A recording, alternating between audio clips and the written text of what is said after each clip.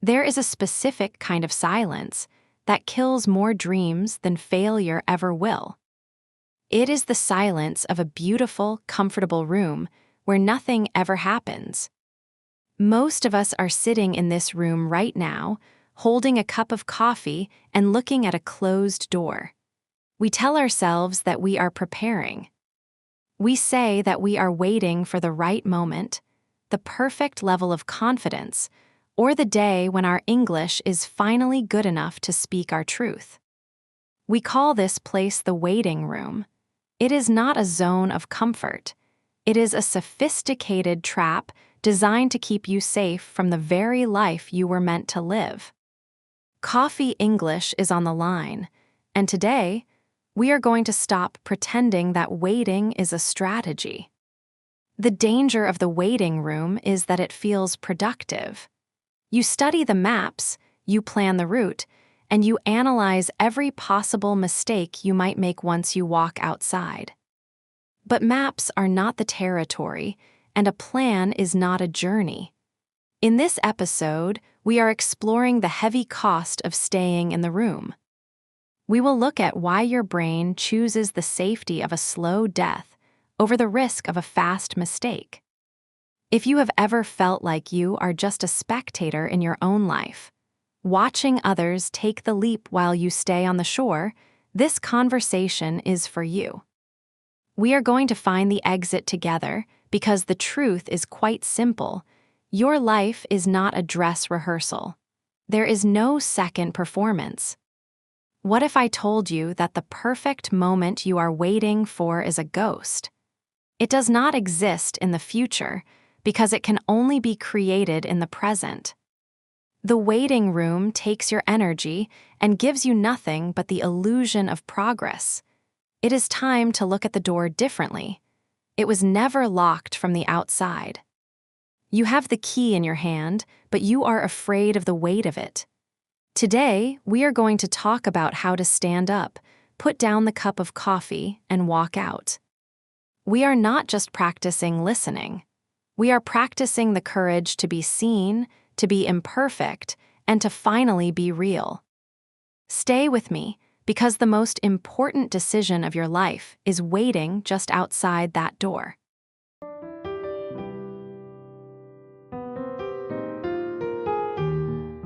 The word someday is perhaps the most dangerous word in the English language. It sounds hopeful and soft, like a promise you make to yourself. But in reality, it is often a graveyard where our best intentions go to rest. We tell ourselves that someday we will finally be ready to speak. We tell ourselves that someday we will have the perfect vocabulary to express our complex thoughts. This is the myth of perfectionism. It is a mirage that moves further away every time you take a step toward it.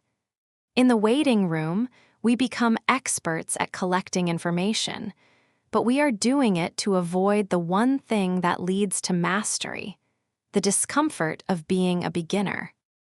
We are waiting for a level of English that makes us feel safe. However, safety is not how you learn a language. Safety is how you stay in the waiting room. True growth happens in the messy, imperfect moments when you decide that your message is more important than your mistakes. Think about the guarantee of success we discussed. If you knew you could not fail, would you wait for someday to start your project or move to that new city? Of course not. You would act immediately. So, why do we treat English differently? We treat it as a barrier we must overcome before we can truly begin, rather than a part of life itself. The truth is that you do not need to be perfect to be powerful. You do not need to wait for a specific level of fluency to have skin in the game. You only need to decide that the version of you that speaks imperfect English is still worthy of being heard right now. When you replace someday with today, the walls of the waiting room begin to crumble. You realize that you do not need more time or more words. You only need the courage to use the ones you already have. This shift in mindset is the first real step toward the door. We often confuse the waiting room with a true comfort zone. However, there is a fundamental difference between a place of rest and a place of hiding. A genuine comfort zone is a sanctuary. It is where you go to recharge your battery, reflect on your progress, and gather the energy you need for the next challenge. When you are in a comfort zone, you are still the protagonist of your story. But in the waiting room, you have become a background character. You are no longer resting, you are retreating. You are using the comfort of the room as an excuse to avoid the vulnerability of the outside world. In the context of learning English, this usually looks like playing it safe. You stay within the small circle of words and grammar that you already know perfectly. You feel comfortable because you do not make mistakes, but that comfort is a silent prison. You are not resting your mind, you are limiting your potential. A comfort zone should be a temporary stop on your journey, not the final destination. If your environment no longer challenges you, it is no longer a sanctuary. It has become a cage. Recognizing this distinction is the only way to find the courage to step toward the exit. The internal cost of staying in the waiting room is something we rarely calculate, yet it is the most expensive bill you will ever pay. In the world of physics, there is a concept called static friction. This is the force that prevents a stationary object from starting its movement. The longer an object remains still, the more energy it requires to finally push it forward. The waiting room operates on this exact principle. Every single day you spend waiting for the perfect level of fluency or the perfect moment of confidence, the air around you becomes slightly heavier. You are not simply resting, you are losing momentum. This internal friction is quietly growing, which means the energy you will need to leave the room tomorrow will be significantly greater than the energy you need right now. This is the hidden physics of stagnation that most people ignore until it is too late. Beyond the physics, there is the emotional accumulation of regret, which is far more painful to carry than any mistake you could ever make. We are often paralyzed by the fear of sounding foolish or failing in a new venture.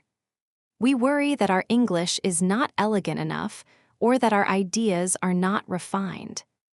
However, a mistake is a fast and sharp teacher.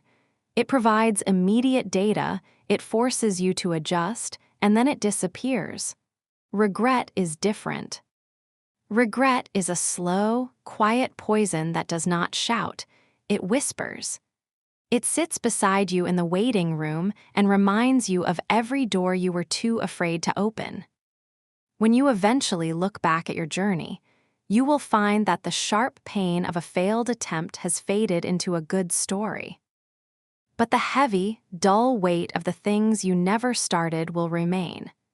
This is the true price of waiting, the slow transformation of potential into a phantom. You must realize that your life is not a dress rehearsal. In a professional theater, the actors have the luxury of practicing behind closed doors. They can stop the scene, fix their mistakes, and try again before the audience arrives. But in your life, the lights are already on and the audience is already seated. There is no second performance and no practice run. Every day you spend getting ready is a day that is permanently subtracted from your total experience. If you treat your English learning or your career goals as a rehearsal for some future date, you are missing the actual show that is happening right now. Achieving a B2 level of maturity means understanding that you are the director of a one-time production. You have to choose whether your story is about a person who waited for a perfect script that never arrived, or a person who was brave enough to improvise the moment the music started playing. Leaving the waiting room is not a grand, cinematic event filled with music and applause. It is a quiet, almost invisible decision to stop asking the world for permission to exist. We often stay in this room because we believe that the door is locked from the outside. We wait for a teacher to tell us our English is perfect, or for a boss to tell us we are finally ready for a promotion, or for a partner to tell us that now is the right time to move. But the most profound realization of the B2 level is that you are the only person holding the handle. The door has been unlocked this entire time, but the comfort of the room has made you forget how to turn the knob. To walk out, you must first accept that you will never feel completely ready. Readiness is a myth that we use to protect ourselves from the risk of being seen. The act of breaking the seal and stepping into your new reality requires a shift from being a spectator of your life to becoming its primary actor. In the waiting room, you are a passive consumer of information. You watch videos, you read books, and you analyze the grammar of other people's successes. But the moment you find the door, you must move from analysis to action. This is where English becomes more than just a subject of study. It becomes your first exercise in bravery. Every time you choose to speak in a meeting, or write a message to a stranger, or express a difficult emotion in your second language, you are performing a micro-exit from the room.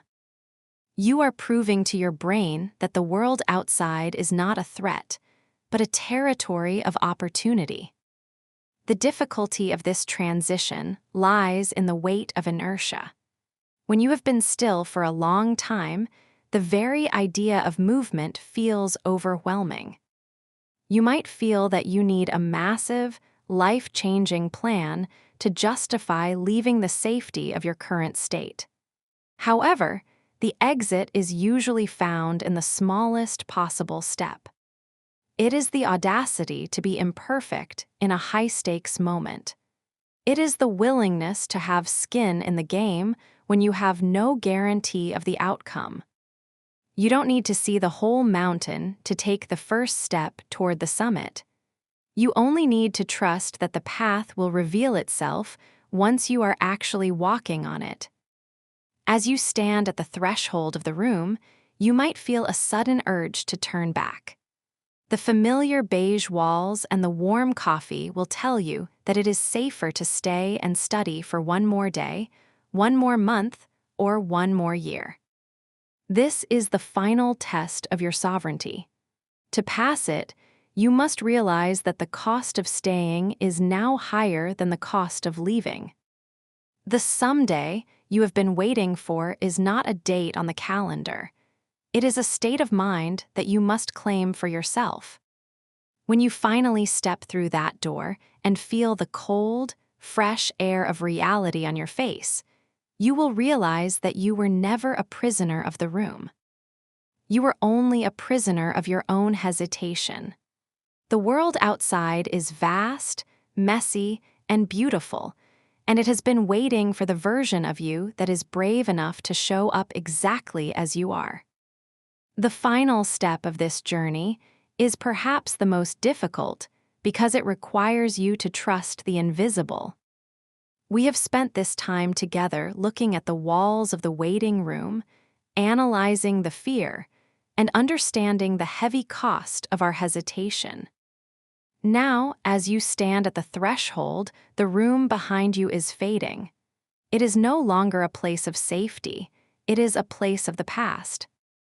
You are entering a space where there are no walls, only the open sky of your own potential.